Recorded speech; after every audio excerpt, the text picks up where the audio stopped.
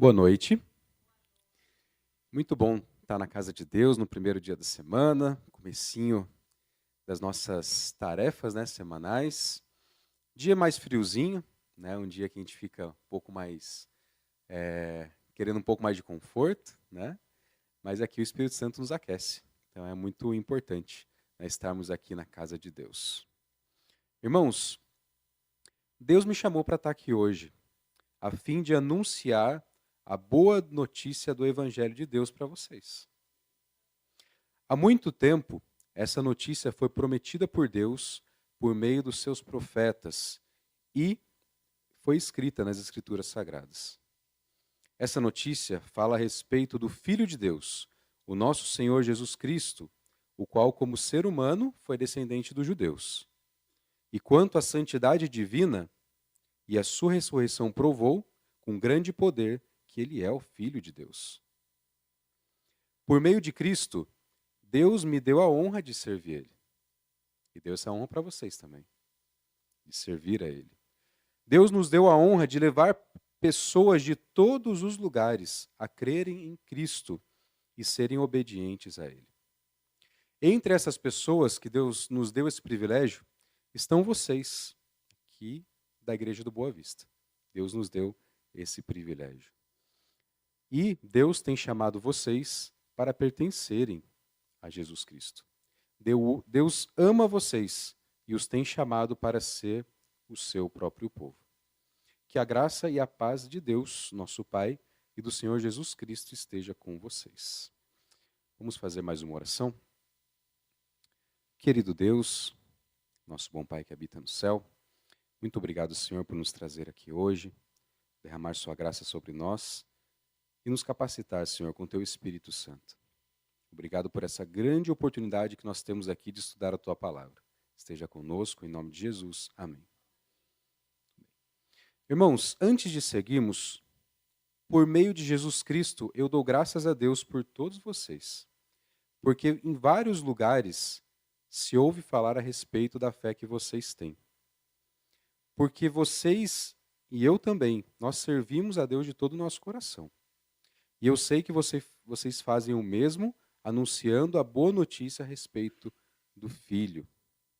E é muito bom estar aqui com vocês, pois é nesse lugar onde repartimos as bênçãos espirituais e nos animamos uns aos outros através da fé que vocês e eu temos.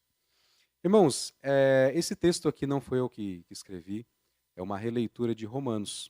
Então, Romanos capítulo 1, ali do verso 1 até ali o verso 12, é exatamente isso que Paulo escreveu para a igreja de Romanos, né? Eu trouxe aqui algumas adaptações, trazendo aqui para a minha realidade, para a realidade da nossa igreja, mas é um texto muito bonito, né, que fala ali um pouco mais da natureza de Jesus, fala um pouco mais do que nós somos, do que nós representamos para Jesus e aquilo que nós temos que fazer. Então eu queria convidar vocês a abrir a Bíblia em Romanos, capítulo 1. Eu já li aqui para vocês do verso 1 ao verso 12. E eu queria ler mais 3 versos de Romanos com vocês para nós meditarmos nessa noite. Você tem aí a nova versão da linguagem de hoje, João? Se você tiver, essa é a versão que a gente vai usar. É NTHL. É NTLH. Tem aí? Fechou. Então, coloca para a gente, por favor, Romanos 1, verso 14. E aí a gente consegue acompanhar junto. Bom, a carta de Paulo aos Romanos, né, quem escreveu foi Paulo, para a cidade de Roma, onde tinha uma igreja fundada. Eles não sabem, os teólogos não sabem com certeza quem fundou a igreja de Roma. Alguns acham que foi Pedro, outros acham que foi outros discípulos. Mas aqui Paulo ele não tinha visitado Roma ainda, ele escreveu essa carta aos romanos. Uma carta para preparar a igreja para receber a visita dele. E para todos saberem que ele se importava com eles, né? E ali, então eu li para vocês aqui do verso 1 ao verso 12. E aqui agora, vamos ler juntos aqui, acompanhar, Romanos 1, verso 14. Diz assim: Pois é meu dever pregar a todos, tanto aos civilizados como aos não civilizados, tanto aos instruídos como os sem instrução. Irmãos, esse verso significa muita coisa, né? O nosso dever é pregar o evangelho a todos. Eu gostei muito dessa versão, né, da Bíblia. Em outras versões pode estar um pouquinho diferente, mas eu gostei muito do jeito que está aqui. Ficou muito claro para a gente entender qual era a missão de Paulo e qual é a nossa missão também. O meu dever é pregar a todos, tanto aos civilizados como aos não civilizados, tanto aos instruídos como aos sem instrução. Isso significa, irmãos, que nós precisamos levar o evangelho a todos. A todos. Muitas vezes nós escolhemos as pessoas que nós queremos levar o evangelho. Eu sei que já aconteceu isso com vocês também, comigo já aconteceu. Daquela pessoa que você tem mais afinidade, daquela pessoa que você acha que já é uma pessoa boazinha, que está quase lá, só falta receber ali a leitura de alguns versos. Mas Jesus levava o evangelho para as pessoas mais diferentes, as pessoas mais improváveis. Jesus levava o evangelho para pessoas que viviam em pecado, diante da sociedade, porque viver em pecado, quase que todo mundo vive em pecado, né? Todo mundo vive em pecado, somos pecadores. Mas Jesus levava o evangelho para pessoas que viviam em pecado diante da sociedade, todo mundo conhecia os pecados que aquelas pessoas praticavam. Precisamos levar o evangelho para todos. Não podemos escolher as pessoas que nós devemos levar o evangelho. Vocês conhecem bem um verso que diz assim: conhecereis a verdade vos libertará. Né? A verdade liberta. A verdade da palavra de Deus, ela nos liberta. Vocês já pararam para pensar que de todos os países do mundo, só há liberdade em países cristãos? Somente em países cristãos há liberdade. Nos países muçulmanos, não existe liberdade. Você não pode decidir ser muçulmano ou não, você não pode decidir seguir aquelas regras ou não. Aqui no Brasil é um país cristão, e aqui nós temos todas as religiões. O Evangelho de Cristo, ele traz liberdade. Tenta ir num país comunista que proíbe a leitura da Bíblia para vocês verem. Não existe liberdade. Qualquer lugar, qualquer país que não seja um país cristão, não existe liberdade. Porque Jesus, ele nos traz liberdade. Ele não escraviza o seu coração, ele liberta o seu coração e o meu coração. O Evangelho traz liberdade. Né? Somente os países cristãos são livres. Deixa eu contar uma coisa para vocês. Algum tempo atrás eu estava trabalhando numa outra empresa. E aí, toda vez que alguém chegava ou que alguém saía, eles tinham ali o costume, a cultura da empresa de almoçar juntos. E o lugar que eles gostavam muito de almoçar, né, de comer juntos, era um restaurante japonês. E eu nunca tinha ido no restaurante japonês. Né? E eu fui lá com eles. Né? E ainda mais que eles foram para me receber na empresa. Então eu fui lá com eles, e era um restaurante japonês, um rodízio japonês, e eu nunca tinha ido. Quem aqui já foi no rodízio japonês? Já foram? Só a Ruth que não foi? Então quase todo mundo já sabe como que é a experiência. Quase todo mundo sabe como que é a experiência. Alguns amam, outros não gostam, né? E aí, eu fui lá nesse restaurante japonês, e aí no rodízio é assim, chega lá o garçom do seu lado, e começa a perguntar, e aí, o que a gente pode mandar para sua mesa? E ele começa a falar um monte de coisa, que eu não entendia absolutamente nada do que ele estava falando. E além de tudo, né, eu sou vegetariano, eu não como nenhum tipo de carne, nem peixe, e aí ele começa a falar aquele monte de coisa. Eu falei, olha, o que você achar melhor, você manda para mim. Eu não sei nada do que você está falando, não entendo nada, não conheço nada. Só que aí eu pedi ajuda para os meus amigos, né, que estavam lá comigo. E aí eles falaram, olha, isso aqui é de cogumelo, pode mandar. Ah, não, isso aqui é de caranguejo, ó, esse rosinho aqui. Esse outro aqui, esse que tem peixe, não. Eles foram me ajudando a escolher. E no fim chegou um monte de coisa que eu comecei a comer confiando no que eles tinham falado. Né, porque eu não tinha a mínima ideia do que eu estava comendo. Né? Isso não foi liberdade, certo? Eu fiquei dependendo de outras pessoas para escolherem por mim. De outras pessoas para escolherem por mim. No Evangelho, meus irmãos, é a mesma coisa. As pessoas aí fora, elas só vão ter oportunidade de escolher se elas conhecerem. Quem não conhece não tem oportunidade de escolher. Vocês concordam comigo? Não tem como você escolher entre coisas que você não conhece. Eu falei para vocês ali do restaurante japonês. Vou aproveitar da mesma cultura aqui do Japão. Se eu perguntasse para vocês hoje, se fosse para vocês escolherem uma ilha japonesa para vocês se mudarem agora, né? Qual que vocês escolheriam? Hokkaido ou Okinawa? Qual que vocês escolheriam? Por que você escolheria Hokkaido? Gostou do nome, né? Vocês entendem que quando a gente não conhece, é muito difícil a gente escolher? A gente não tem liberdade de escolha para aquilo que a gente não conhece. É por isso que a palavra de Deus diz: conhecereis a verdade vos libertará.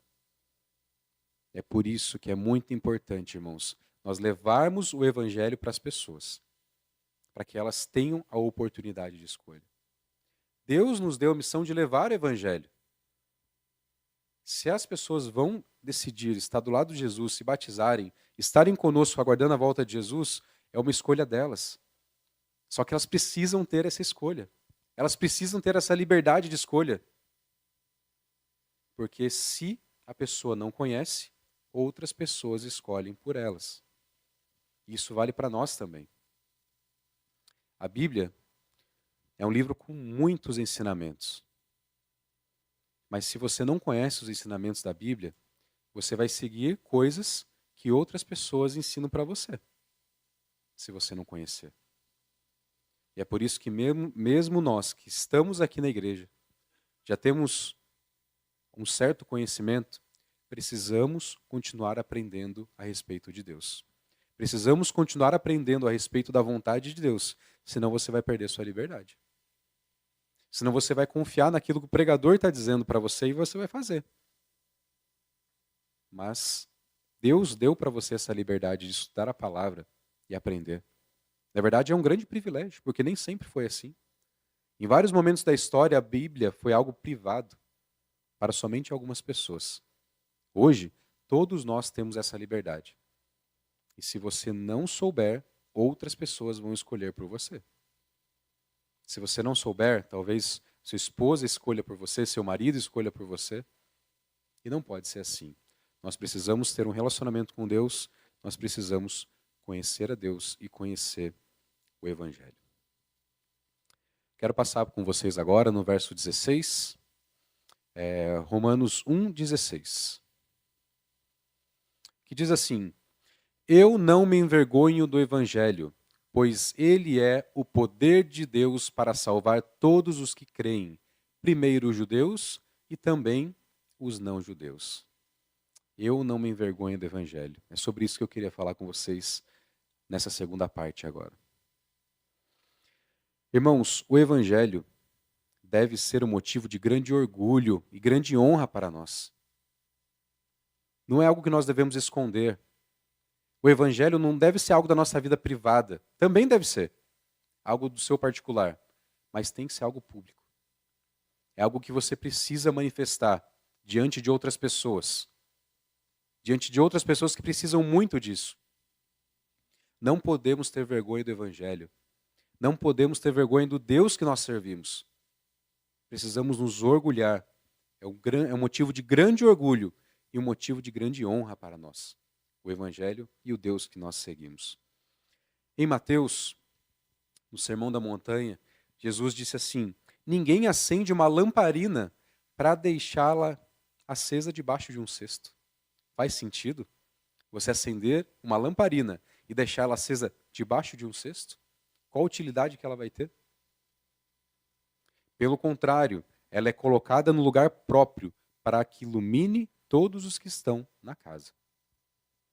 Não faz sentido você ser uma lamparina acesa, mas escondida, debaixo de um cesto. Isso é se envergonhar do Evangelho. Você não pode ser uma lamparina acesa dentro ou escondida embaixo de um cesto. Queria contar uma história para vocês, 2 testemunhos, na verdade, de coisas que aconteceram comigo quando eu era criança. Certa vez, na escola, eu tinha um pouco de vergonha, sim. Eu tinha um pouco de vergonha. Porque eu era o único adventista da minha sala. Na verdade, eu era o único evangélico, o único crente da minha sala. Todo o restante era católico. E eu tinha um pouco de vergonha, eu tinha um pouco de medo, né, de algumas coisas. E, além dos meus colegas serem católicos, os professores também eram. E eles ensinavam para nós coisas católicas, né? E era uma escola pública. E eles ensinavam a rezar, ensinavam outras doutrinas da Igreja Católica na escola, né? Até que certa vez, a professora passou para nós um trabalho, era no período da Páscoa. Então ela passou para nós um trabalho que era assim: o que é a Páscoa para você? Nós tínhamos que fazer ali uma pequena redação, ou fazer um desenho e colocar embaixo escrevendo o que é a Páscoa para você. E aí eu voltei para casa, pedi ajuda para o meu pai.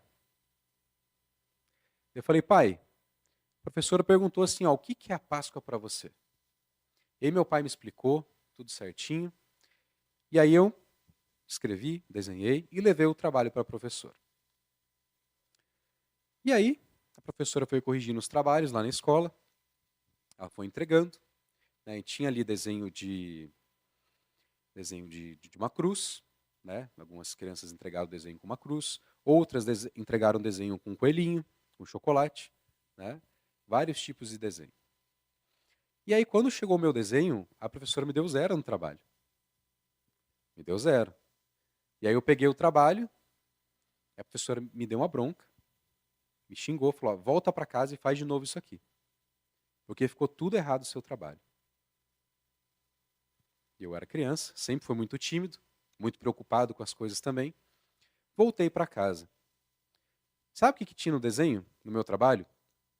Tinham várias pessoas assim, ó. Fiz aqueles bonequinhos palito, várias pessoas, andando num deserto. E uma coluna de fogo e uma nuvem de fumaça, né, perto dessas pessoas.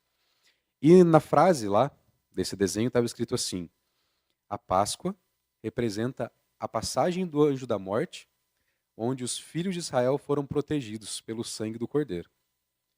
E a professora me deu 0 no trabalho. Era isso que meu pai tinha explicado. E meu pai, né, quem conhece bem, sabe que quando ele tinha uma boa saúde e alguém discordava dele de uma coisa religiosa, ele ficava bravo. Ele ficava muito bravo. E eu trouxe ao pai, eu tirei 0. E eu fiquei bravo também. Pai, você me explicou e eu tirei 0 no meu trabalho. Aí ele olhou assim, deixa comigo. Né? Então ele pegou um papel, começou a escrever uma carta, escreveu vários versos ali naquela carta, e eu levei de volta para a professora.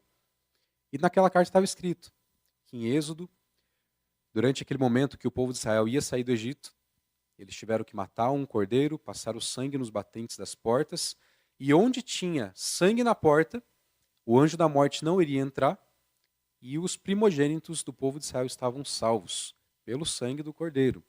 E é exatamente isso que Jesus fez por nós. Era mais ou menos isso que estava na carta. Então eu levei a carta para a professora depois olhou os versos ali e me pediu desculpa e me deu um 10 no meu trabalho. Né? Mas eu senti um pouco de vergonha, sabe, desse momento. Mas ao mesmo tempo que eu tive vergonha, eu sabia que meu pai estava certo. Ela não entendeu, né? Eu sabia que meu pai estava certo. Então eu tinha aquela convicção de que o meu pai, né, sendo líder de igreja, alguém com muito conhecimento, não ia errar em algo tão simples. Né? Mas eu tinha até um pouco de vergonha por ser ali o único adventista da sala, junto com meu primo. Né? E nessa mesma escola, né, certa vez era dia 12 de outubro. 12 de outubro é uma data especial, é dia das... Mas também é dia da padroeira, né, do Brasil. E aí na escola, a professora falou assim, ó, agora nós vamos sair para o intervalo. Esse intervalo vai ser um pouco maior. Eu quero que todo mundo fique em fila, parado. Não pode se mexer, vocês vão ficar em sentido. Porque a gente vai ter algo muito especial. Então tá bom. Eu acompanhava desbravador, imagina. Você vai lá e vai ficar em fila e sentido. Eu achei que seria algo muito legal. Então fui lá junto com todos os alunos, fiquei parado ali. E aí, eis que entra uma pessoa segurando uma estátua. Eu nem sabia que estátua era aquela. Mas entra uma pessoa na escola segurando uma estátua, levantando assim, e aí as pessoas começaram a rezar. Quando eu vi aquilo, eu devia ter mais ou menos ali uns 8 anos, eu achei esquisito. Eu falei, acho que eu não deveria fazer isso. E eu não fiz. Em vez de ficar ali, eu saí um pouquinho, eu e meu primo, nós saímos juntos, e a gente ficou sentado numa escada, com cara de emburrado, que a gente não queria participar daquilo, né? E ficamos sentados lá, um pouco afastado ali do grupo que estava ali fazendo essa reza para aquela imagem. Aí a diretora da escola viu que a gente estava lá e ela ficou furiosa. Furiosa mesmo. Eles eram muito católicos. Então ela veio, me pegou pelo braço, lembro até hoje, foi até com um pouco de força. Me pegou pelo braço, me levantou e me arrastou não, aí eu estou exagerando. Mas ela me puxou assim e me levou para a diretoria. Aí ela me pegou, me colocou assim na cadeira, também com um pouco mais de vigor do que um adulto deveria fazer com uma criança. Me colocou ali na cadeira e falou para mim assim, agora você vai ficar aqui até todo mundo ir embora. E você vai assinar o seu nome no livro preto 200 vezes. Eu morria de medo do livro preto. Eu não sei se agora, hoje em dia, ainda tem esse livro preto, mas eu morria de medo daquilo. Quando eles falavam assim, ó, se comporta, senão você vai assinar o livro preto. Todo mundo ficava quieto. E agora eu estava ali assinando o livro preto e 200 vezes. Tinha que assinar 200 vezes o livro preto. Porque eu estava fazendo algo que ela não gostou, mas não era algo contra a escola. Era algo para preservar a minha religião. E eu tinha ali meus 8 anos de idade. Então eu lembro até hoje que eu fiquei com bastante medo de estar lá, mas eu fiquei feliz. Eu fiquei feliz, porque eu estava honrando o meu Deus. E das 200 vezes que ela pediu, eu consegui fazer 5, porque eu tinha acabado de aprender, eu tinha 8 anos, tinha acabado ali de aprender a escrever, não tinha tanta habilidade para escrever. Mas eu estava ali, eu tinha que ir embora para casa depois e contar para os meus pais que eu tinha assinado o livro preto.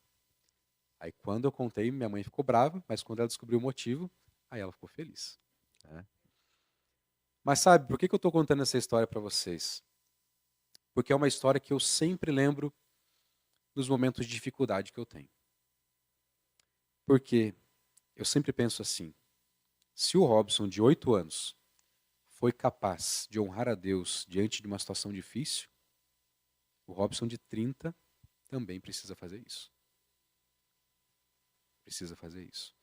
Sabe, é muito difícil para uma criança fazer uma atitude desse tipo. Enfrentar vergonha, enfrentar medo, diante do julgamento dos outros. E para um adulto eu sei que também é difícil. Mas é algo que nós precisamos fazer, é algo que Deus pediu para nós. Nós não podemos nos envergonhar do Evangelho. Ele é o nosso motivo de maior orgulho, irmãos. Maior orgulho. Nós não podemos ter medo de servir ao nosso Deus. Nós precisamos nos orgulhar, ter honra de servir ao nosso Deus. Irmãos, o mundo está se orgulhando de cada coisa sem sentido. E você aí, muitas vezes, escondendo o seu orgulho de Deus. Escondendo o seu orgulho daquilo que Deus representa na sua vida. Escondendo o seu orgulho da pessoa que você se tornou através de Cristo. Precisamos nos orgulhar do Evangelho e de conhecer a Deus. Não se envergonhe do Evangelho, pois ele é o poder de Deus para salvar todos os que creem. Todos os que creem. Você tem uma verdade na sua vida que muitas pessoas não têm. E muitas vezes elas não entendem as suas atitudes, mas é porque elas não conhecem o Deus que você conhece. Elas não sabem para onde as suas atitudes vão te levar, mas você sabe. Então não se envergonhe. O mundo está se orgulhando de coisas sem sentido. Não se envergonhe do Evangelho. Agora, queria ler com vocês o verso 17. Diz assim: pois o Evangelho mostra como é que Deus nos aceita. É por meio da fé, do começo ao fim. Como dizem as Escrituras Sagradas, viverá aquele que por meio da fé é aceito por Deus. Em outras versões mais conhecidas, esse verso diz: O justo viverá pela fé. Você sabia que esse verso talvez seja o mais importante para você? Se não fosse por esse verso, você não estaria aqui adorando como um adventista do sétimo dia. Porque foi através desse verso que se iniciou um movimento muito importante. Vocês sabem que há muito tempo atrás, há mais ou menos ali uns 500 anos atrás, as pessoas não tinham liberdade para adorar Jesus do jeito que nós temos aqui. As pessoas eram ensinadas que elas só poderiam ser salvas, elas só poderiam alcançar o reino dos céus se elas pagassem por isso. Olha só que coisa terrível. Elas só poderiam ser salvas se elas praticassem boas obras e pagassem por isso. Então, a salvação dependia delas, do que elas faziam, de quanto dinheiro elas tinham. Até que uma certa pessoa começou a ficar incomodada com isso. E esse homem pensou assim: mas o quanto será que eu preciso ser bom para ter salvação? E ele começou a passar por um momento terrível, porque ele dormia todas as noites sem ter certeza se ele era bom o suficiente para ser salvo. Imagina você, um servo de Deus, igual esse homem, dormir todas as noites sem ter certeza que você está salvo. Porque você não sabe se você é bom o suficiente para ser salvo. E essa pessoa começou a entrar em muitos conflitos pessoais, conflitos religiosos, até que ela se deparou com esse verso. O justo viverá pela fé. O nome desse homem era Martin Luther, ou Martinho Lutero, na tradução. E ele entendeu que a justiça de Deus não é algo que ele exige de nós, mas é algo que ele oferece gratuitamente para quem crê. Gratuitamente para quem crê. Irmãos, a justiça, o justo viverá pela fé. Algo importante que eu já expliquei esses dias para os jovens, queria explicar para todos vocês, é que Jesus ele morreu por você. Ele trocou de lugar com você. O salário do pecado é a morte. Você merecia morrer. Mas Jesus passou pela morte que você deveria passar. Ele passou. A sua dívida está paga. A sua dívida está paga. Um exemplo muito interessante de Jesus ter morrido por alguém na Bíblia foi quando era perto da Páscoa e 3 pessoas seriam crucificadas. 2 pessoas do lado e uma pessoa no meio. Aquela pessoa do meio, que seria crucificada, o nome dela era Jesus, mas era Jesus Barrabás, o nome daquela pessoa. E ela estava ali, na fila da morte, esperando para morrer. Ele tinha certeza que ele ia morrer na cruz.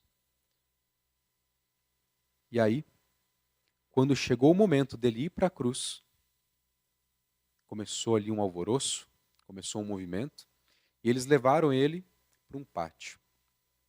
E do lado dele tinha um homem, todo machucado, todo ensanguentado. Ele tinha sido humilhado com uma coroa de espinhos na cabeça. Estava sem roupa, somente com uma capa. E Barrabás talvez não entendesse o direito que estava acontecendo. E aí, para surpresa dele, ele não seria mais crucificado, mas Jesus morreria no lugar dele. Aquela cruz, aliás, que foi feita para Barrabás, quem morreu foi Jesus. Jesus trocou de lugar com ele. E quando nós falamos de salvação, é isso que Jesus faz por mim e por você. Ele troca de lugar comigo e com você. Era para você ter morrido, mas ele trocou de lugar. Jesus não veio para esse mundo para pregar. Ele aproveitou para pregar nesse mundo, mas ele veio para morrer. Para morrer no meu e no seu lugar. E foi isso que Jesus fez. Ele fez a substituição. Aquilo que era para cair sobre você, caiu sobre ele. O sangue que era para você derramar, ele derramou no seu lugar. Jesus morreu por você. Ele fez a substituição.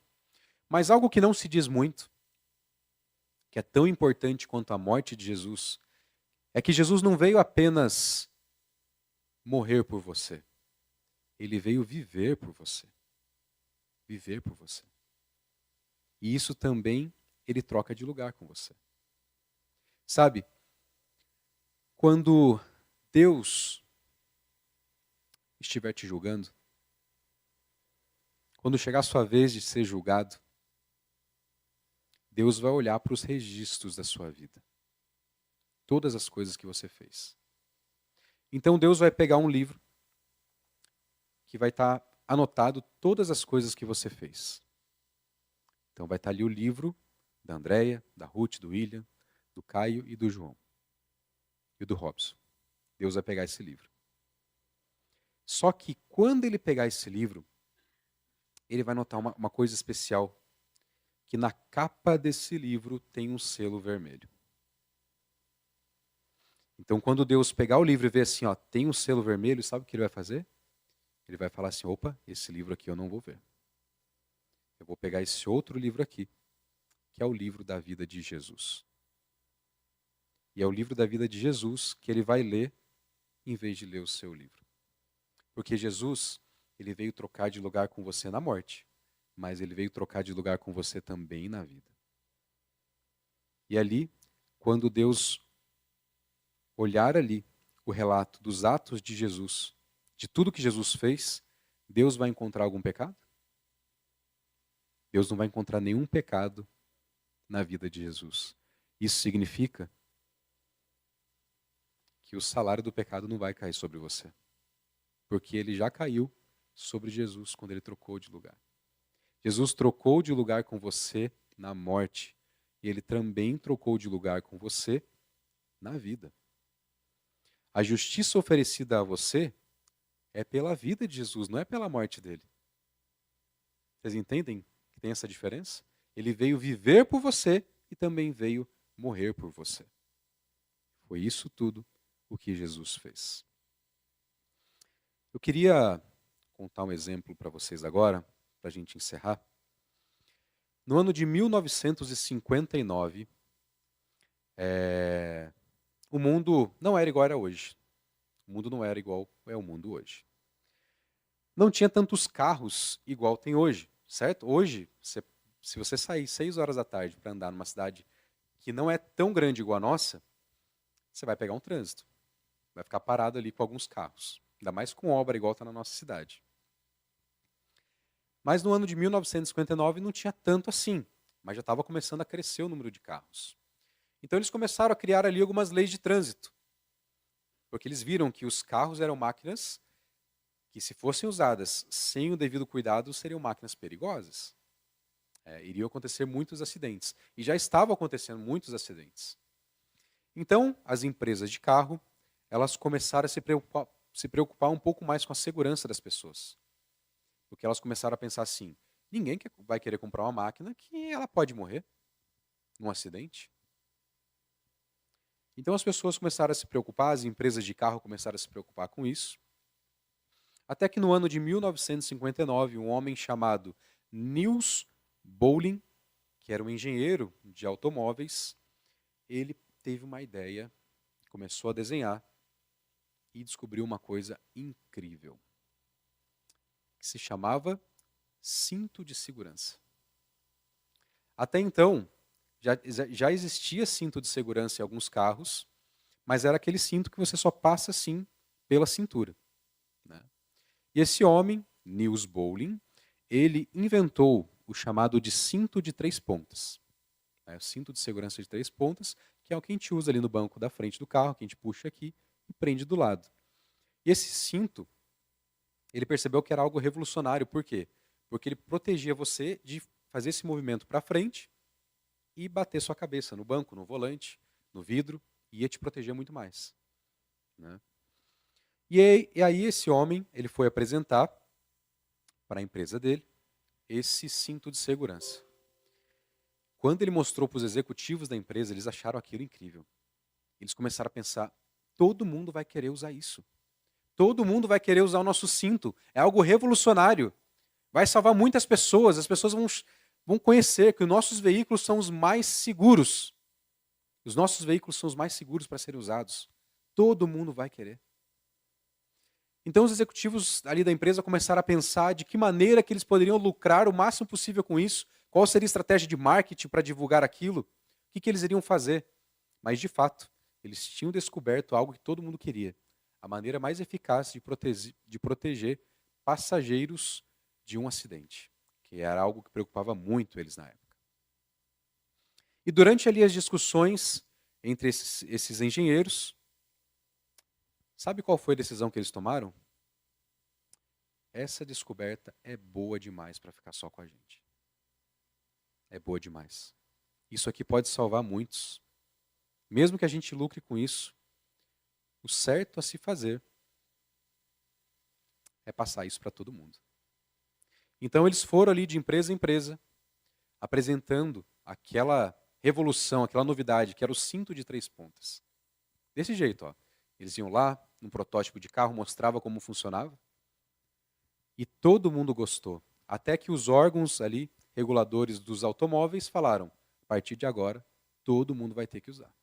Quem quiser vender carro vai ter que usar esse tipo de cinto de segurança. Estima-se que de lá para cá, mais de 1 milhão de pessoas foram salvas por causa desse cinto, por causa dessa decisão que eles tiveram lá também. Queria pedir para o Caio colocar uma imagem para a gente. Ó, a empresa é essa aqui, ó, a Volvo.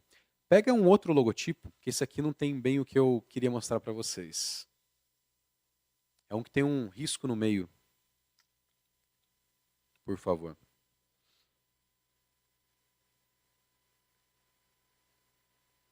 Na hora que encontrar, dá um joinha aqui para mim, para eu saber o que vocês acharam.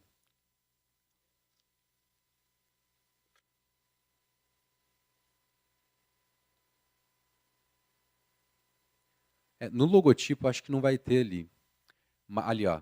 Beleza, ali tem a frente de um carro. Ó. O que acontece, meus irmãos? Essa empresa, né, até hoje, ela se orgulha muito disso. Então, eles colocam em todos os carros hoje da Volvo, além de ter o logotipo, ela tem essa risca no meio. Ó. Tá vendo? Diagonal. E essa risca representa o cinto de segurança que eles inventaram e distribuíram sem patentear, né, essa invenção, que seria muito lucrativo, mas eles decidiram por compartilhar com os outros essa grande invenção que seria uma maravilha, né, para todas as pessoas. Bom, eu acho que talvez vocês já entendem um pouquinho do que eu quero falar para vocês. Irmãos, se o Evangelho chegou até vocês e ele mudou a sua vida, não crie uma patente do Evangelho na sua vida. Não use o Evangelho só para você. Se o Evangelho pôde transformar a sua vida, pôde te preparar para a salvação, se você pôde aprender sobre a substituição de Cristo na sua vida, não crie uma patente disso para você. Não deixe isso só para você.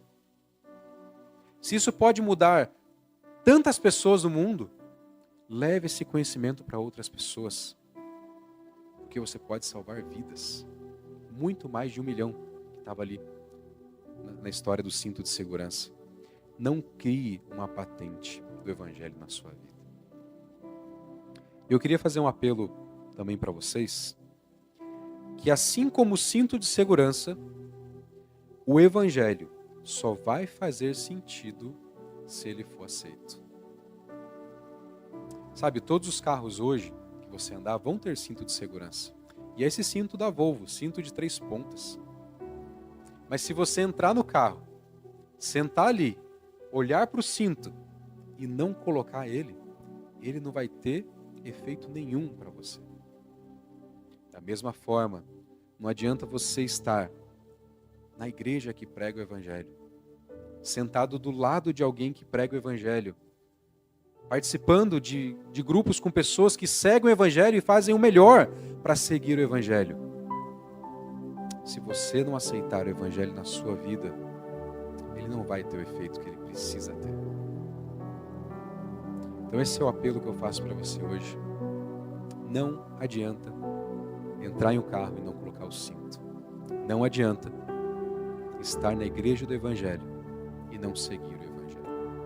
E se tem alguém assistindo também, que tem procurado Deus de diversas formas, está perto de pessoas que seguem a Deus, mas ainda não tomou a decisão de entregar a sua vida a Deus, saiba que você precisa tomar essa decisão.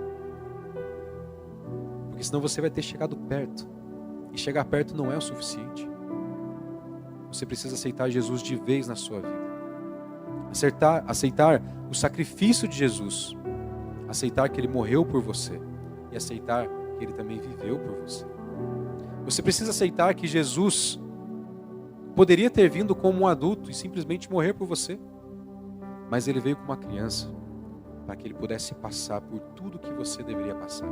Da maneira que você deveria passar. Uma vida sem pecado. Uma vida justa. Uma vida santificada. E você não é capaz de fazer isso. Mas Jesus foi capaz de fazer isso no seu lugar. E é isso que nós estamos ensinando aqui hoje. É isso que nós ensinamos todos os dias para as pessoas. Jesus trocou de lugar com você. Mas para que isso tenha efeito, você precisa aceitar trocar de lugar com Jesus. Esse é meu desejo, minha oração. E Deus te abençoe.